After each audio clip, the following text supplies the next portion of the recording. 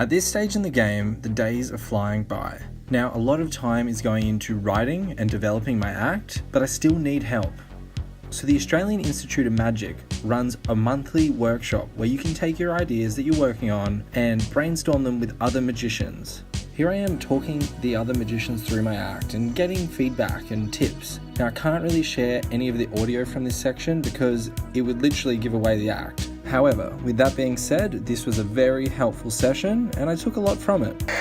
So there hasn't been a lot of filming in the last few days, and there is good reason for that. You see, things are moving pretty fast around here. Pretty much everything I'm doing right now is focused on writing and practicing the performance. Now, this is an issue for the vlogging side of things because I don't want to reveal what the show is. But rest assured that I am out here working hard, working my butt off actually. I've been working pretty hard on this, and I think it's really good. My priority right now is working on some graphic design stuff that's part of the show. I'm actually about to go see Nick Kay, and hopefully I can run him through what I've got. Just another mind looking at the script. It's 2 weeks out from the show, and I'm not gonna lie to you, it is very stressful. I'm super scared and not scared, like I'm on the right path, but it's, stressful's the only way to put it. So on the surface it looks like all happy days, but he's nervous, but on the surface he looks calm and ready to...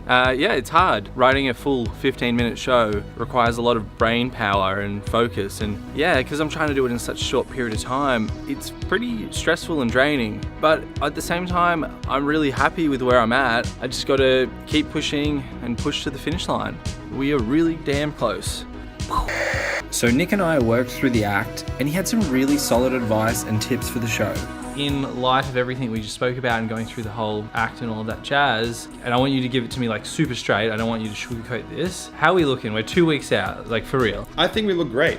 One of the best bits of information that I was ever given was from Anthony Damasio, and he said to me, just be good at life and the magic will come. What I love about your routine, without giving away too many spoilers, is that you've taken your passion of film creating and your passion for magic and you've melded them together, and you've done it so well that the routines themselves are actually really good and they're motivated and they're everything they're supposed to be. All that matters now is your execution. Yeah. And that's going to be up to you. I've got 2 weeks to nail this thing into my head, so that's enough time. Ain't nobody got time for that. One of the things that we mentioned earlier, you were saying that the routine feels like it's about 70-80% done. Yeah. And that is a good place for a routine to be, because when I create my routines, I create them pretty bare, and I allow the audience to feed me jokes and feed me things so that routines will evolve and then become what they are ultimately. But the only way they get there is through stage time.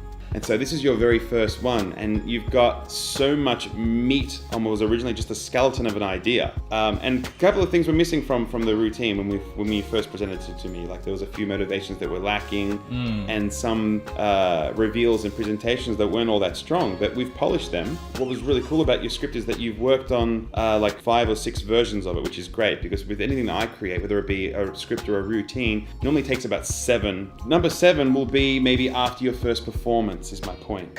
And the one thing that everyone needs to do, okay, is not worry about your tricks, but worry about how you present yourself on stage. And this book is the greatest for any performer, whether you be a magician, a mentalist, anyone who's going on stage and opening their mouth needs this. And this is so important for anyone who's going to be getting on stage. And this is what's going to set you apart from being the guy that does magic and the pro who graces the stage. So one of the items that I'm using for my show is not what it's supposed to be. So I have to drive an hour each way to go and get a new one. Woo! 2 hours later. All right, the drive is complete. I got my cards. Let's game on. Future Brandon here.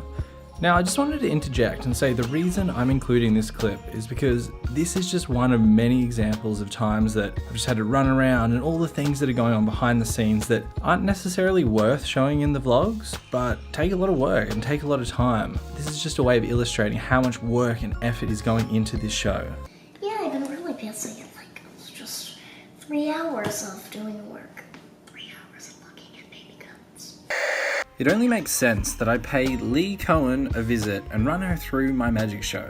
Lee was there from the start, and she has a really keen eye for formulating shows and writing scripts. So I'm really excited to talk her through what I've got and get her 2 cents on the whole thing. You saw me all the way at the beginning, I did. and now you've seen me here. Yes. How am I looking? I think you are looking more stage ready than you think you are. I can see that with the rehearsal over the next couple of weeks that you're going to be ready. You've put in the effort the whole way through, you've committed your time, and you've thought this through really clearly, a lot more than a lot of magicians do. And I know that with the rehearsal over the next couple of weeks you're going to be spot on. Alright, we got this. Boom. By all reports, things are going well. But one thing's for sure, we've still got a lot of work to do.